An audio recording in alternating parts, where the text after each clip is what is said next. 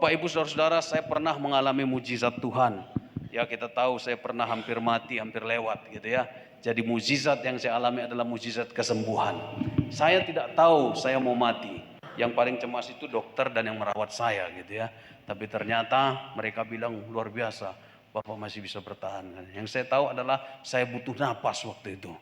Nah, mujizat Tuhan saya alami. Adakah kita mengalami hal-hal yang luar biasa dalam hidup kita? Amin. Boleh dibagikan satu orang? Baik Bapak Ibu Saudara, hari ini kita melihat mujizat Tuhan. Perhatikan yang manakah mujizat itu? Yesus memberi makan 5.000 orang. Markus 6 ayat 30 sampai 44. Kita baca bergantian Bapak Ibu. Markus 6 ayat 30 sampai 44, saya akan memulai. Rasul-rasul itu kembali berkumpul dengan Yesus dan memberitahukan kepadanya semua yang mereka kerjakan dan ajarkan.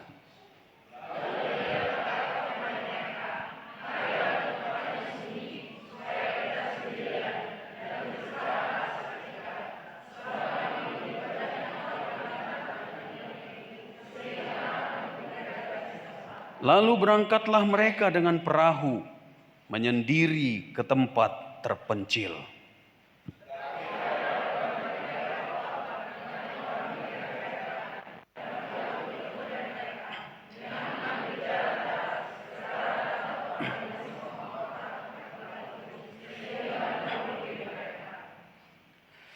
Ketika mendarat, Yesus melihat orang banyak berkerumun. Maka tergeraklah hatinya oleh belas kasihan kepada mereka. Karena mereka seperti domba yang tidak mempunyai gembala. Lalu mulailah ia mengajarkan banyak hal kepada mereka.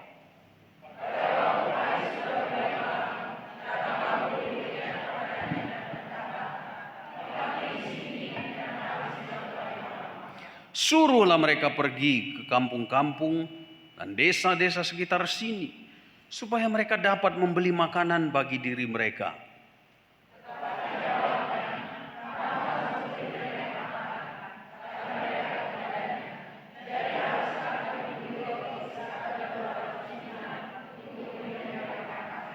Ia berkata kepada mereka, "Berapa banyak roti yang ada padamu?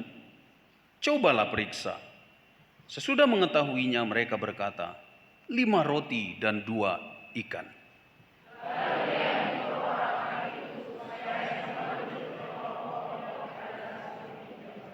Mereka pun duduk berkelompok-kelompok. Ada yang 100, ada yang 50 orang.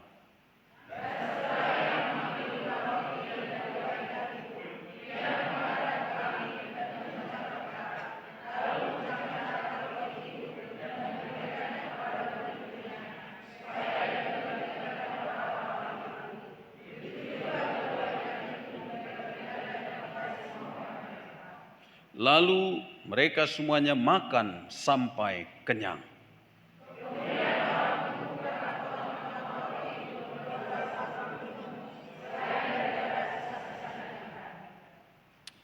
Yang ikut makan roti itu ada 5.000 orang laki-laki.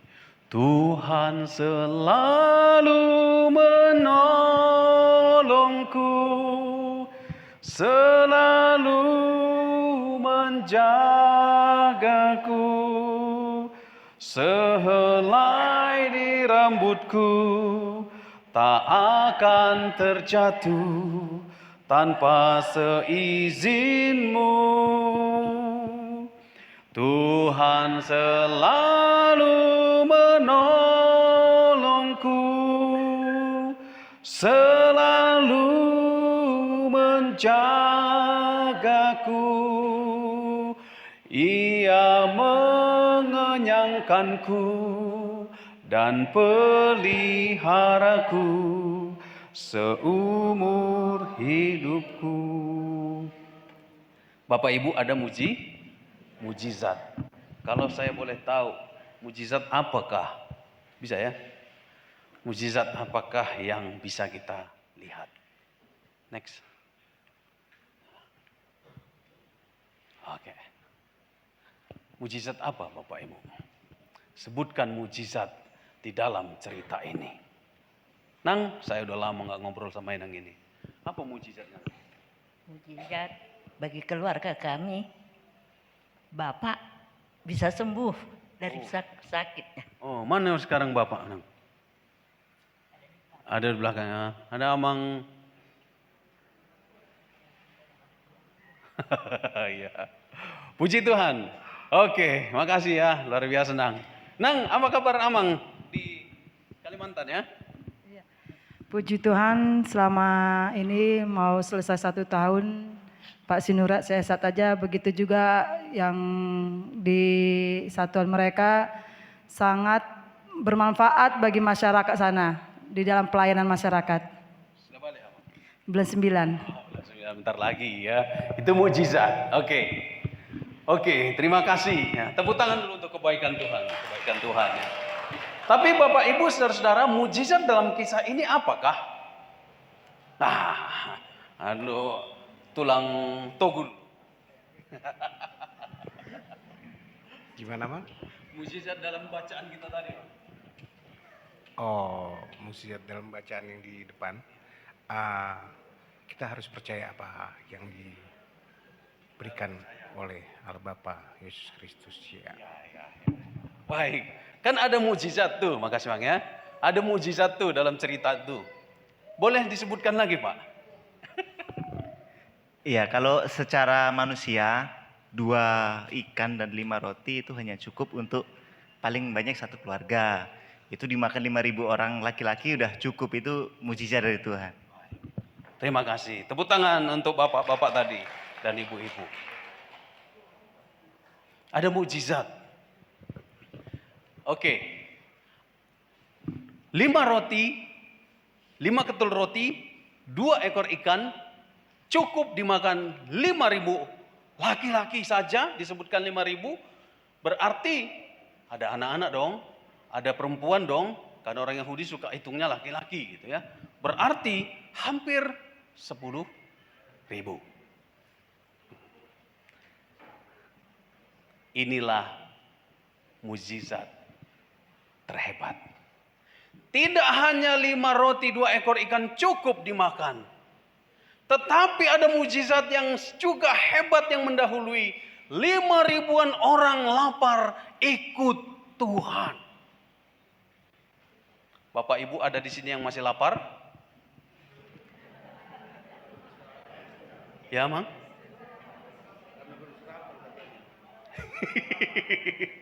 Lapar ya? Tapi rata-rata udah sarapan ya? Belum. Tapi tahan nanti sampai berapa jam lagi pasti pulang makan kan? Iya kan?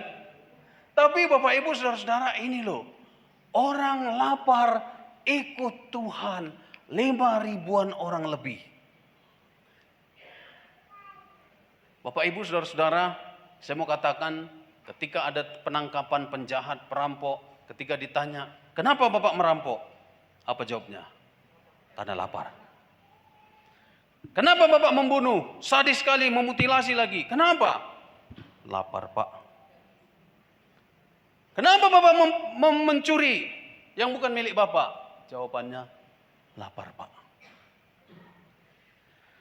Lapar seringkali menjadi alasan dan argumentasi rasional manusia untuk melakukan kejahatan.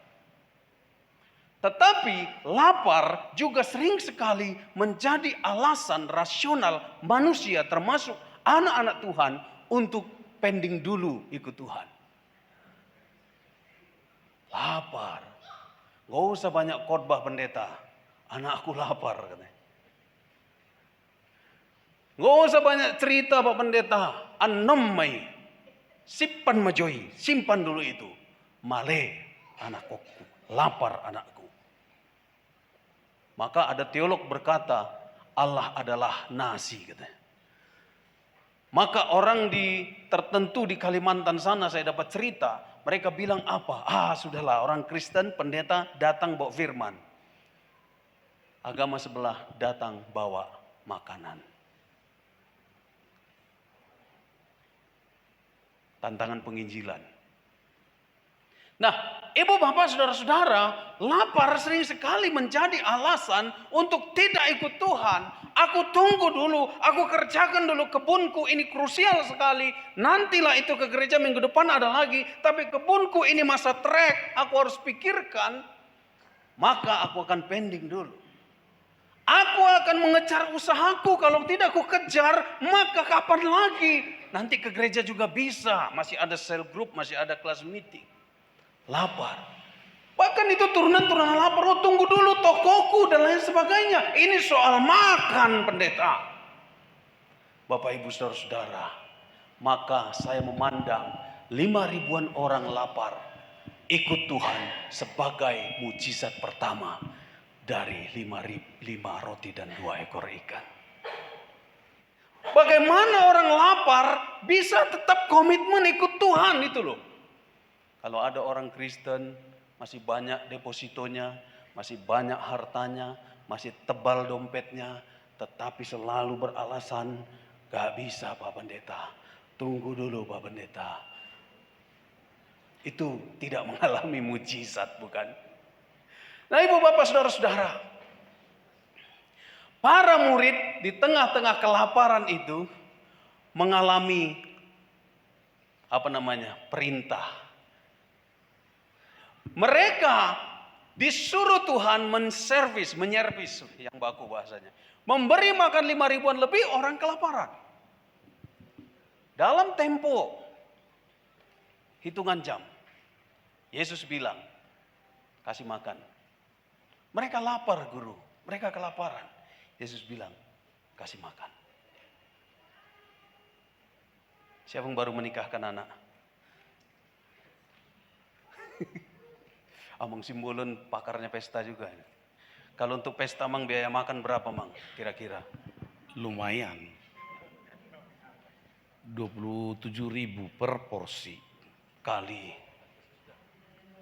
Berarti dikali yang hari apa itu sekitar 600 jiwa. 100 jiwa. Berapa itu mang? Aku kali-kaliku udah payah. Baca ayat-ayat gitu. 16 juta mang. Itu pesta kecil ya mang ya? Nyampe 5.000 mang undangan? Enggak nyampe. Paruhnya juga enggak ada. Enggak ada.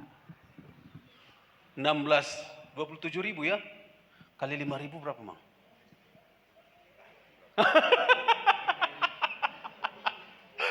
Kalikan dulu ibu-ibu. Ibu-ibu biasanya mang, kalau kalkulatornya lebih canggih ibu-ibu memang. Berapa ibu-ibu?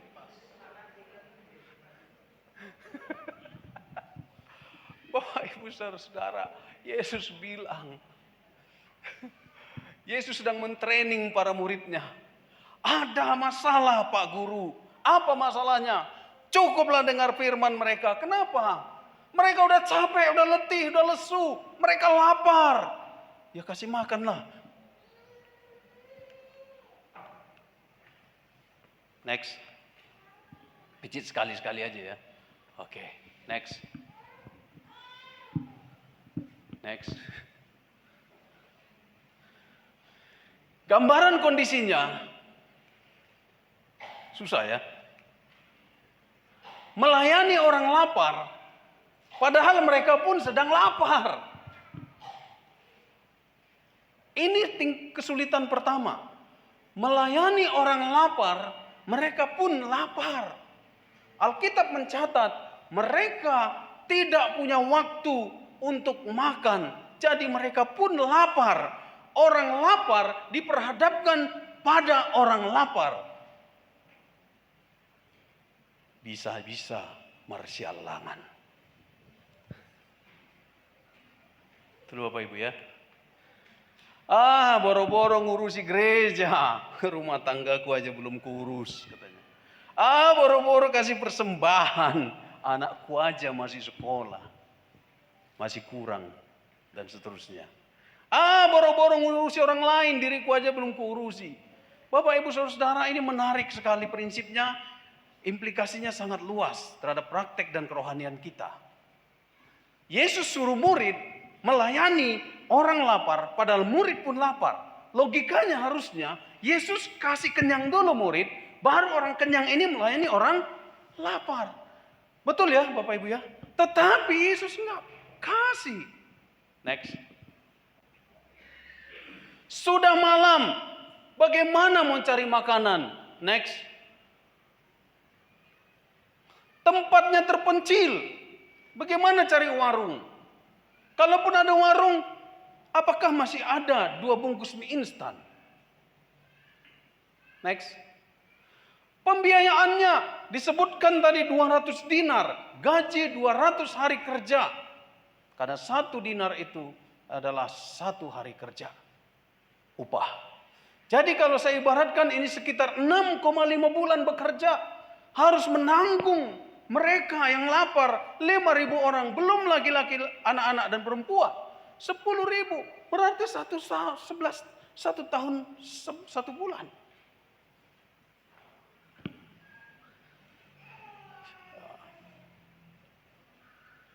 Next. Lalu Bapak Ibu Saudara, lapar memicu berbagai reaksi emosional. Kalau kita lihat Bapak Ibu Saudara-saudaraku, bagaimana pada perjalanan bangsa Israel di padang gurun dalam perjanjian lama, orang-orang Israel yang lapar berontak kepada Musa. Orang-orang Israel ambil batu, orang-orang Israel marah, orang-orang Israel bersungut-sungut. Orang-orang Israel mengeluh, marah kepada Tuhan. Lalu mereka bilang apa? Musa, stop, selesai sudah. Kau bawa kami ke tempat penderitaan ini. Kami ingat Mesir. Di sana tersedia di kuali makanan daging. Di sana tersedia bawang. Di sana tersedia enaknya. Mungkin kalau kita ada andaliman katanya. Kau paksa kami hanya makan mana. Cukup sudah. Nggak ada rasanya. Bapak Ibu Saudara-saudara, Musa pernah mengalami kudeta ketika bangsa Israel lapar. Mereka sudah siap angkat batu pada peristiwa di Masa dan Meriba. Musa mau dipukul, mau dirajam pakai batu gara-gara bangsa Israel lapar dan haus. Kisah Masa dan Meriba. Lalu pada peristiwa ini di padang gurun ini, 5.000 orang lapar. Pasti para murid terbayang cerita pada kisah perjanjian lama. Dulu pun sudah terjadi guru. Ribuan orang marah kepada Musa karena mereka tidak dikasih makan. Mereka mau lempari pakai batu. Ibu bapak saudara-saudara, tapi Yesus bilang apa? Kasih mereka makan. Next. Modal awal sangat kecil. Hanya ada 5 ketul roti, 2 ekor ikan. Modal yang sangat kecil. Kenapa nggak ke gereja Inang? Habis durung-durung amang. Kenapa nggak ke gereja dek? Nggak dikasih mama uang. Tapi untuk beli kuota ada. Kenapa nggak ke gereja amang? Biasalah akhir bulan amang katanya. Sambil narik. Gitu ya. Sorry. Boleh dikurangi kan supaya ada untuk durung-durung kan gitu kan. Nah Bapak Ibu Saudara-saudara yang dikasih Tuhan kita Yesus Kristus, perintahnya jelas, melayani. Pengalaman gereja ini bisa dibawa anak-anak ini dulu. Memang Yesus berkata jangan halang-halangi anak-anak datang kepada Tuhan. Tapi maunya mereka sekolah minggu. Bapak Ibu Saudara-saudara, mari kita pikirkan, gereja ini dibangun dengan modal kecil. 1 juta, 2 juta, saya nggak tahu. Tapi kita bisa melihat rumah Tuhan begitu baik, begitu besar. Dan nanti pun berikutnya kita akan membangun lagi, mungkin modal kita kecil. Dibutuhkan iman. Kan? Seperti 5 roti dan 2 ikan. Next. Nah, ini persoalannya Bapak Ibu Saudaraku. Bagaimana memenuhi perintah Tuhan sekalipun dalam kondisi yang sangat sulit? Dalam pendahuluan tadi saya sampaikan sengaja mengutip orang lapar ternyata masih bisa patuh untuk ikut Tuhan. Kalau kita baca tadi dalam bacaan kita, Yesus menghindar kerumunan orang banyak, lalu dia pergi naik perahu supaya dia ada waktu istirahat, waktu menyepi. Tapi apa yang terjadi?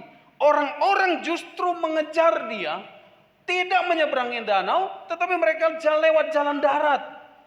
Mereka lewat jalan darat berarti di sini dituliskan tergesa-gesa, bergegas. Supaya apa? Supaya mereka bisa mendahului Yesus sampai ke seberang, lalu mereka bisa mendengar pengajaran Yesus. Wow, ini ajaib. Saya yakin dari antara mereka nggak ada yang terlambat. Ini prinsip penting. Orang Kristen harus tergesa-gesa ke rumah Tuhan. Amin. Orang Kristen harus mendahului Yesus ke gereja, bukan didahului Yesus. Katakan amin. Karena Bapak Ibu, kalau Bapak Ibu terlambat, kami lagi doa persiapan, doa pengakuan. Nah, ini bangku kita untung berat kan, tapi kalau bangku kita ringan seperti plastik, krek, nah, banyak yang terganggu dan kehilangan berkat. Jadi Bapak Ibu Saudara, ini prinsip untuk kerohanian. Dahului Tuhan ke gereja, amin. Dahului Tuhan ke gereja. Jangan dahului minta. Dahului Tuhan ke gereja. Seperti mereka ini, makanya saya bilang ini mukjizat terhebat. Usahakan, ini prinsip, jangan terlambat. Ada kehilangan berkat Tuhan.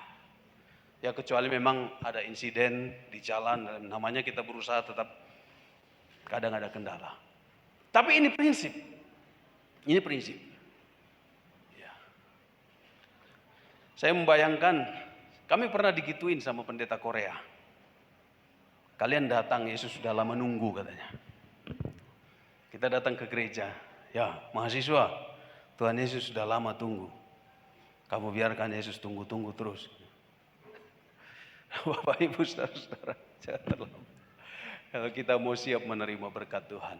Bagaimana memenuhi perintah Tuhan sekalipun dalam kondisi yang sulit? Next. Pertama Bapak Ibu Saudara, milikilah hati yang berbelas kasihan. Para murid hari ini dalam perikop ini belajar tentang hati yang penuh belas kasihan. Bukan hati yang penuh amarah.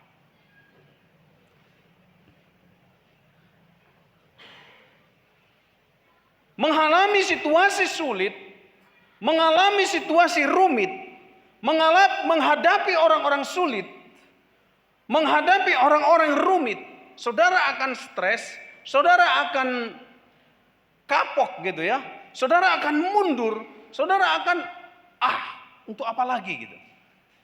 Kecuali saudara dan saya seperti Yesus memiliki hati yang penuh belas kasihan. Maka milikilah.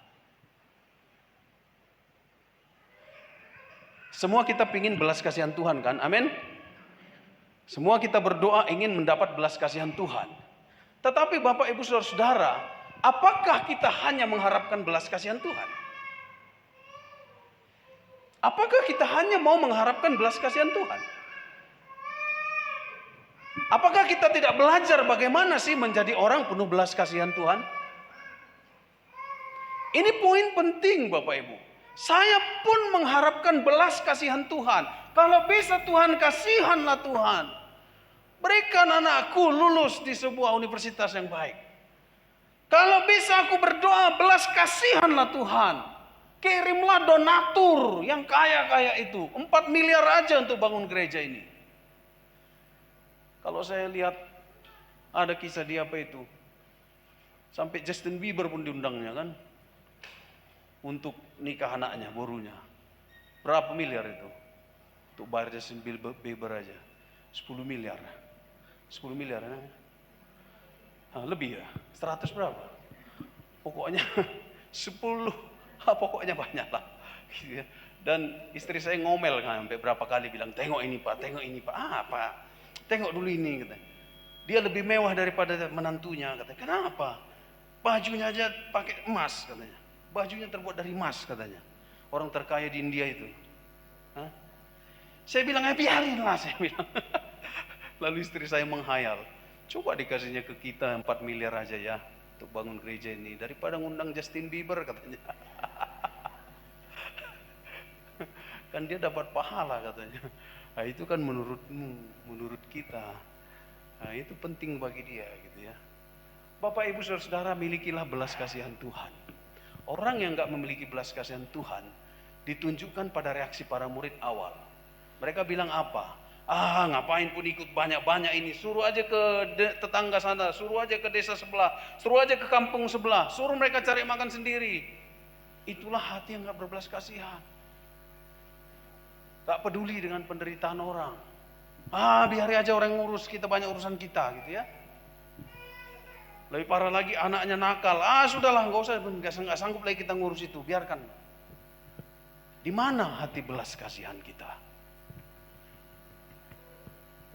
Kita mau Tuhan belas kasihani kami, itu doa kita. Kalau bisa banyak orang berdoa untuk kita. Kita mau Tuhan hatinya dirangsang supaya berbelas kasihan untuk kita. Tetapi bukan itu tujuan cerita ini. Tujuan cerita ini Yesus menunjukkan dia pribadi yang penuh belas kasihan. Bukan hanya kita mengharapkan belas kasihan dari dia. Supaya Tuhan mau murid dan kita memiliki hati yang berbelas kasihan seperti yang ditunjukkannya. Siapa yang gak suka mendapatkan hati belas kasihan Tuhan? Tetapi bukan itu tujuan Tuhan dari cerita ini.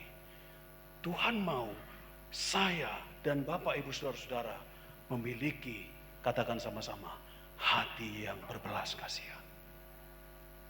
Jadi dengan begitu kita tahu bahwa orang Kristen gak boleh menjadi orang si raja tega. Gak boleh menjadi orang Kristen yang kejam. Gak boleh Bapak Ibu. Milikilah hati yang belas kasihan seperti Bapa. Yang kedua, next. Milikilah hati yang penuh kemurahan. Siapa di situ yang punya makanan Bapak Ibu? Apakah Simon Petrus? Apakah Andreas? Apakah Yakobus? Apakah mereka yang seharusnya mereka juga menyimpan ikan karena mereka adalah nelayan? Siapa yang memberi makanan Bapak Ibu? Seorang anak kecil. No name. Gak disebutkan namanya. Dia kasih bekalnya 5 ketul roti dan 2 ekor ikan. Inilah yang ada. Saya kok mikir berarti guru murid-murid ini gak ada yang bawa bekal barangkali. Atau ada yang punya bekal masih disembunyikan. Sayang untukku aja kurang gitu ya. Terhona dibagi, apalagi 5.000 gitu kan. Milikilah kemurahan. Itu hati yang Tuhan inginkan untuk kita miliki, untuk para murid miliki. Supaya kita menjadi orang-orang yang murah hati Bapak Ibu. Siapa yang tidak mendambakan Tuhan murah hati ke kita? Kalau bisa, semua kemurah hatian Tuhan itu yang ada yang melekat pada dirinya, dicurahkan kepada kita. Itu maunya setiap orang. Tapi bukan itu maunya cerita ini. Markus mencatat ini supaya para murid-murid yang membaca cerita ini ngerti. Ini loh maunya supaya kita menjadi orang seperti Tuhan. Memiliki hati yang penuh kemurahan.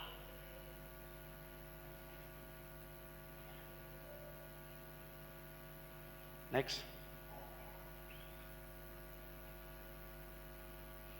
Inilah yang ketiga. Apa maksud cerita ini? Bagaimana kita memenuhi perintah Tuhan? Mempercayai Dia dan berserah pada kuasanya. Ini latihan percaya Bapak Ibu. Latihan berserah. Saya katakan sekarang, kami merubah metode. Saya pribadi memaknai metode sekarang berubah. Di PWMI saya tidak lagi memberitahu. Khotbah-khotbah tidak lagi untuk memberitahu. Maaf kata Bapak Ibu, otak kita sudah begitu penuh dengan informasi. Kita ditanya A, B, C kita udah tahu. Kita ditanya ayat-ayat, mungkin ada nanti kita lebih hafal dari saya. Kita ditanya berbicara tentang firman, banyak mungkin yang melebihi saya. Tapi saya merubah metode dan kebutuhan gereja. Bukan lagi untuk I tell you. Bukan aku memberitahu. Bukan. Tapi berubah dalam metodologi. I will train you. Aku harus melatih. Makanya Bapak Ibu Saudara, saya bilang sama anak-anak katekisasi, saya akan melatih, bukan memberitahu. Kalau sekedar beritahu, kalian bisa baca buku, kalian bisa searching di Google. Tapi saya mau melatih. Ayo, saya tantang. Bisa berdoa? Ada yang bisa, kebanyakan belum bisa. Ini realita. Saya nggak tahu anak-anak katekisasi yang sudah lulus, sudah bisa berdoa Bapak Ibu? Lancar? Apakah mereka sudah baca firman satu Alkitab sehingga seperti kata tetangga kita sebelah, khatam. Khatam. Kalau sebelah, khatam Quran. Apakah anak-anak kita yang sudah katekisasi, khatam Alkitab? Jangan-jangan buku Harry Potter yang berjilid-jilid itu semua mereka sudah baca. Tapi Alkitab belum. Maka saya yang berdosa di sana. Tapi Bapak Ibu Saudara-saudara, saya harus melatih, saya bilang kepada anak-anak, tujuan kamu katekisasi dari tidak bisa menjadi bisa. Yang tidak bisa berdoa harus bisa, kalau enggak lulus. Bukan hanya sekedar aupor saya dibuat dari Jehovah, Ido Tuhatta, selesai, amin. Bukan. Tapi bisa berdoa, bisa menyembah Tuhan. Apakah kita sudah mengajar anak kita menyembah Tuhan? Saya katakan, kalau kita belum mengajar anak kita menyembah Tuhan, siapa yang dia sembah? Siapa yang dia taati? Siapa yang dia takuti? Berjibun-jibun kita menasihati anak, kalau dia tidak hormat kepada Tuhan, tidak akan hormat kepada siapapun. Maka metode kami terapkan sekarang adalah train. Kalau ke PWMI, train to train, melatih ibu-ibu menjadi pelatih. PW sekarang, saya katakan kemarin, saya tidak fokus lagi masalah sesama ibu-ibu PW. Ada ibu-ibu tersinggung satu dengan yang lain, saya kesampingkan itu. Capek aku ngurusi kayak gitu. Kurusi kayak gitu, besok ada lagi. Kurusi kayak gitu, besok ada lagi. Maka saya fokus mentrain, ayo ibu-ibu. Seperti Susana Wesley melatih 15 anaknya. Anaknya menjadi orang-orang hebat. Fokuslah kepada anak kita. Jangan fokus kepada perasaan kita. Bapak-bapak, kita melatih pembapaan. P2MI harus jadi bapak yang benar. Jangan hanya jadi bapak biologis, tapi harus jadi bapak rohani. Kalau semua orang Kristen, bapaknya bapak yang rohani, nggak hanya bapak biologis, saleh semua anak-anak kita ini. Gak capek kita, Bapak Ibu Saudara. Gak banyak masalah dalam keluarga kita. Tapi persoalannya mungkin pendeta kami ini yang kurang melatih dan kurang menyadari hal itu. Kami hanya fokus memberitahu. Maka aku cari bahasa Ibrani. Saya tampilkan bahasa Ibraninya. Keren aku kan. Puas kami pendeta ini. Padahal bukan itu maunya Tuhan. Tuhan mau kita latihan supaya bisa seperti Yesus. Tuhan mau kita latihan menyembah. Jangan bukan latihan bernyanyi. Bernyanyi beda dengan menyembah Bapak Ibu. Ingat, lagu kita tadi pun tidak semua lagu ini memuji Tuhan. Enggak. Mohon Tuhan memberkati itu bukan lagu pujian untuk Tuhan. Itu lagu doa, permohonan. Jadi jangan bilang, mari kita memuji Tuhan, mohon Tuhan memberkati. Lah, enggak semua lagu itu pujian. Nyanyian ada, doa ada. Seperti Tuhan selalu menolongku, itu bukan pujian Bapak Ibu. Betul kan? Itu lagu ungkapan hati kita kepada Bapa. Keyakinan iman kita, Tuhan selalu menolongku, kenyang aku dalam hidup ini. Terima kasih Tuhan. Itu bukan pujian. Itu kesaksian. Dan ungkapan iman kepada Bapa. Maka Bapak Ibu, kalau nanti kita melihat anak kita latihan menyembah Tuhan, tolong jangan patahkan. Lebih bagus dia menyembah Tuhan daripada dia nggak menyembah Tuhan kan. Menyembah Tuhan. Saya praktek. Saya coba ekspresikan menyembah Tuhan kamu. Percayalah Bapak Ibu. Anak kita kalau kenal Tuhan, berhenti kita capek. Tapi coba, habis uang kita banyak, kuliah sana, kuliah sini, kuliah sini. Hal yang paling esensi, kita nggak latih anak kita berdoa, kita nggak latih anak kita menyembah Tuhan. Dia nggak hormat pada Tuhan, karena nggak ngerti. Saya bilang, saudara kita sebelah menyembah Tuhan sampai nungging-nungging. Kita omongi, nyembah Tuhan nggak begitu. Kami tenang aja di gereja, santai duduk. Tapi yang mana yang menyembah Tuhan? Mungkin kita bilang menyembah dengan hati. Buktikan dengan hati. Kalau tidak dengan fisik. Apakah dengan duduk diam kita bergereja, kita bernyanyi? Beribu lidah patulah. Itu menyembah dengan hati kah? Kita mengkritik orang menyembah Tuhan itu bukan hanya secara fisik. Nungging-nungging, apa semua. Tapi kita ekspresikan, buktikan kalau kita bisa melebihi dari sekedar fisik. Hal yang saya sampaikan adalah hal yang sangat esensi. Saya tidak mau kita menjadi orang Kristen gak ngerti nyembah Tuhan. Kita katain orang Katolik nyembah patung, menyembah patung. Buktikan kalau kita bisa lebih daripada sekedar menyembah patung. Kita bilang menyembah dalam roh dan kebenaran. Buktikan roh kita ikut menyembah. Bagaimana menyembah dengan roh? Bagaimana menyembah dengan jiwa? Bapak Ibu, ini menjadi problem kita. Kenapa gereja habis? Kenapa gereja sepi? Karena kita nggak menyembah Tuhan. Gereja nggak menyembah Tuhan. Belum lagi situasi politik. Belum lagi kami ini pendeta berpolitik. Rusak gereja. Makanya saya menjauhi ambisi menjadi DS. Menjauhi ambisi menjadi bisop. Enggak kebayang lah. Daripada rusak gereja. Mending di Galilea ini aja kita bangun Bapak Ibu ya. Amin. Kita bangun 3 lantai. Kenapa rupanya? Kalau kita bangun 3 lantai, bisop pensiun, pingin dia ke sini.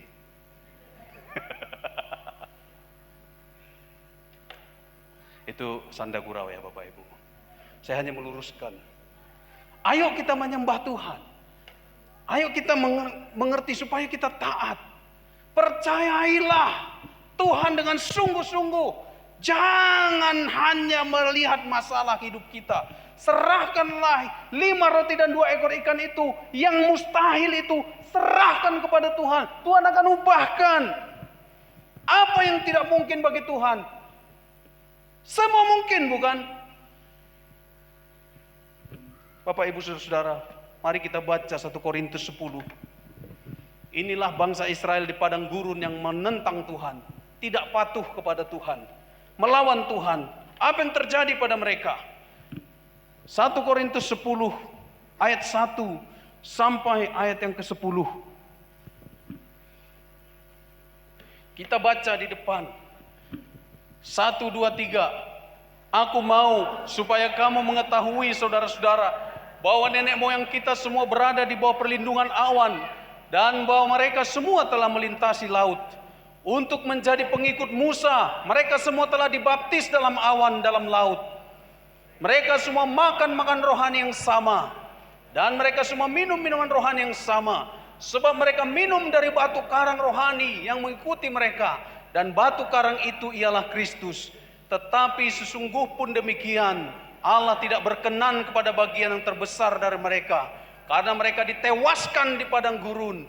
Semuanya ini telah terjadi sebagai contoh bagi kita sekarang ini, untuk memperingatkan kita supaya jangan kita menginginkan hal-hal yang jahat seperti yang telah mereka perbuat. Dan supaya jangan kita menjadi penyembah-penyembah berhala, sama seperti berbagai orang dari mereka. Seperti ada tertulis, maka duduklah bangsa itu untuk makan dan minum, kemudian bangunlah mereka dan bersukaria. Janganlah kita melakukan percabulan seperti yang dilakukan oleh beberapa orang dari mereka, sehingga pada suatu hari telah tewas 23.000 orang. Dan janganlah kita mencobai Tuhan seperti yang dilakukan oleh beberapa orang dari mereka, sehingga mereka mati dipagut ular. Dan janganlah bersungut-sungut seperti yang dilakukan oleh beberapa orang dari mereka, sehingga mereka dibinasakan oleh malaikat maut. Bapak Ibu Saudara, peristiwa yang mirip. Tapi dulu mereka nggak mau duduk tenang. Ini 5.000 lebih orang duduk tenang. Percaya berserah kepada Tuhan. Melihat 5 roti, 2 ekor ikan. Tetap percaya. Next. Tetap percaya. Maka mujizat terjadi. Hal yang sulit. Silakan Bapak Ibu daftarkan kepada kesulitan-kesulitan hidup.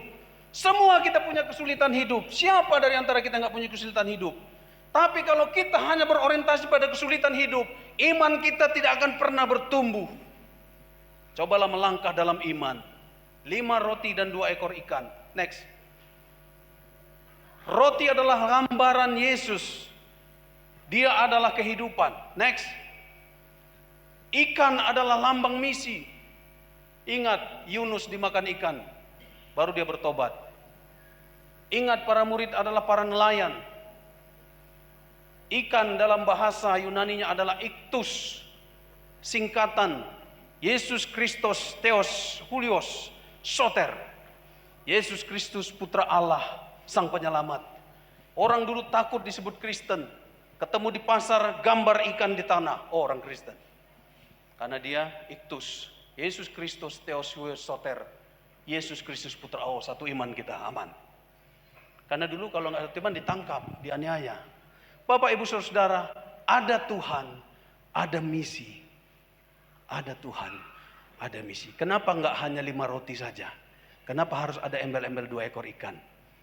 Ada bagian Tuhan, ada bagian manusia. Maka lakukanlah kepatuhan bagian kita. Patuhlah pada perintah Tuhan. Lakukan apa yang Tuhan bilang. Jangan bilang enggak mungkin, jangan bersungut-sungut, jangan menyembah berhala seperti bangsa Israel dahulu. Akibatnya mereka binasa di padang gurun.